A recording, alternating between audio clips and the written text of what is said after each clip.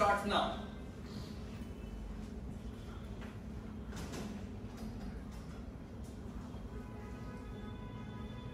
So,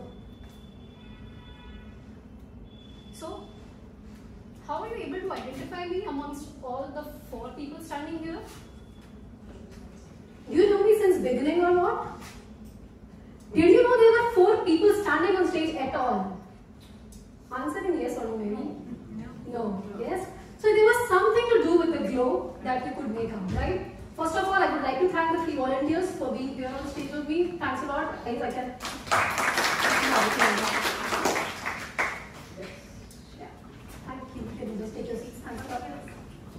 Okay, so this glow part I'll address in my talk somewhere. But before that, let me first ask you, do you know who this guy is? Yes. Popeye, the same, right? What is his favorite food, by the way? Spinach. Yes. It eats spinach.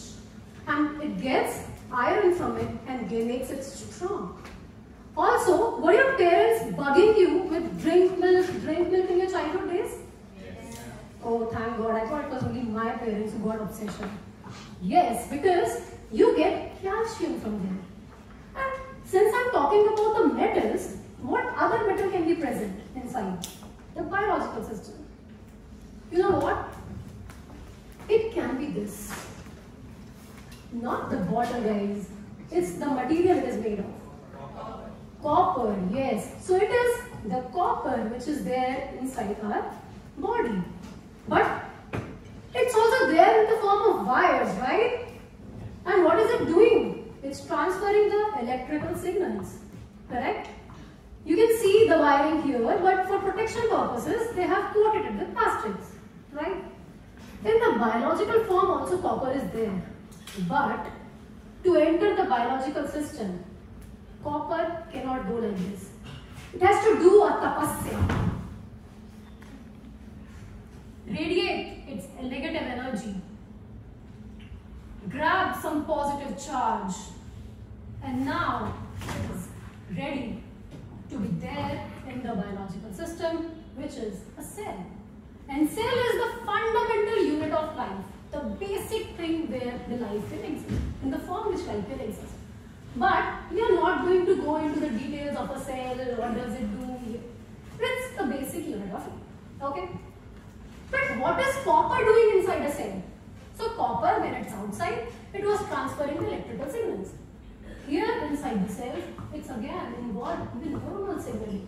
It is passing the neuronal signals from one neuron to the other. And that's how you are able to hear me, see me, and judge me. Okay? What else it is doing? It's involved in metabolism. So you must have seen 2 people eating the same amount of food at the same time, and 1 hour later, one is hungry, the other one is still full. And that's how metabolism works. What other thing? It's involved in reducing the oxidative stress. Oxidative stress means something related to oxygen. Oxygen means something. But it's reducing the stress, because if there's stress building up in the cell, building up, it will burst and there won't be any life. But copper ions are there to reduce the stress. What others? It is there in the melanin production, and the different color ranges that we get is there because of the copper ions. But for copper ions to be active, they have to be in a balanced state. They have to be balanced. Their concentrations amount have to be balanced. If it goes down or it goes high, it cannot work. See, it's doing a lot, right? So it has to be balanced. But then, what does the imbalance cause? So first, let's understand. So let's see. This cell is a complicated. We'll understand it simply. So this is a house. Let's say it is where the cells live. This is the floor plan of the house. And for a cell to function in a nice way, it has to be having copper in these forms. I said it is a positive charge, has a positive charge. For simplicity, I kept it. If there is an imbalance, what happens? Copper ions will go to one part of the cell. And the functions it was supposed to perform in the other part won't be happening. And that's what leads to disease conditions. One of it, that it can lead to accumulation, or there can be misregulation. It can just randomly go to different places. But then, what happens? This leads to diseases like Wilson disease, where copper ions are increased in the brain, in liver, and cause painful diseases. Then in Menkes disease, the copper ions go down in brain, skin, bones, leading to terrible conditions, painful diseases. So what do we need to do? First thing is, we need to make medicines, obviously. But for that, we need to know whether there is a disease or not. That is, we need to check the balance. It's low, it's high, it's normal. For that, what do? We need to see where are the copper ions. And how do we do that? So for that, for simplicity, what we do, see, this is an image I took last day in my flight to Kolkata.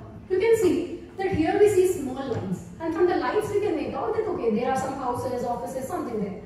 And where there is no light, since a straight path, I can see that okay, there might be river, and I know there is a river in Kolkata, like in West Bengal. And then where there are darker regions, with a straight line, I know okay, there could be a route, a path. That's interesting. But since I am coming from a Bollywood city, I am from Mumbai, I have to have some romantic stuff to it. So what I do is I create a loyal partner for copper. Such loyal that it will only bind to copper and start showing the silk. So what I have here is a binding scaffold, a binding binder basically, designed such that it will only bind to the copper and start glowing. And that's the simple thing we wanted to do. In the entire cell, when the binder sees the copper, it should start glowing. Okay, so is my job done? Is it? That's what I wanted to do. So this is how I have actually created a loyal partner. So these are some examples of the loyal pairs that we have. So now the copper sensor goes around singing, "Idhar chala main udhar chala, jaane kahan main kidhar chala, pakda gaya, ye tumne kya kiya." So I can see some of the foreign delegates sitting here thinking, what is this woman singing? So for them, I will try to translate as much as possible. So it goes, here I go, there I go, I don't even know where I go, and I get caught. So trust me, didn't sound that clear in Hindi, the way it's sounding right now. So with this selective thing, now I was able to detect copper. So I'll show you a small experiment, which I have actually done. So in both of these glass things, I have taken the sensor, which selectively binds to copper.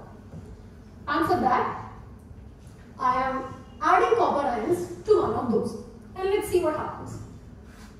After addition, can you see something happening here? No? Even I couldn't see. So I tried many things. I put a cap over it.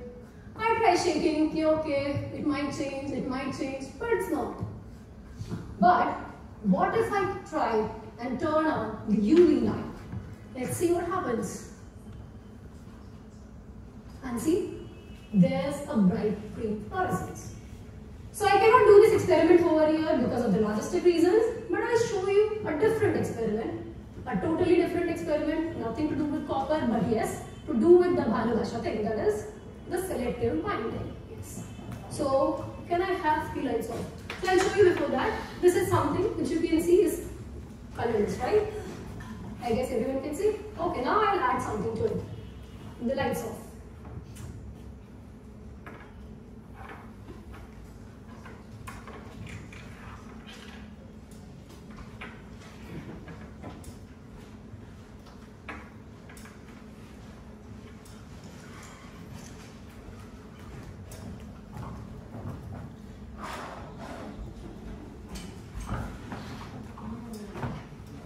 Can you see the bright glow at the back as well? Yes. So this is the glow I was trying to show you through tiara, that how only in the presence of one of its binding partner, one thing can start glowing. Yeah, that's the glow now. Very dramatic. Very nice. Okay. So now that I've shown you what I'm able to do here, next, what I have to show you is the results, obviously. So yes, we were actually able to detect the copper ions inside a living zebrafish model. It's not dead. It is alive. We have given it anesthesia to stop it so that you can see it in the microscope. And wherever you see these yellow signals, it is coming from the copper ions. So first step is done. Yes, we are able to see the copper ions inside a living organism. And now since I have created a Bollywood vibe here, it has to have a Bollywood song that I have already played. But now it's something of my creativity, guys. So I have written a song which the binder sings for copper. So it goes like this. No matter where you go, where you hide,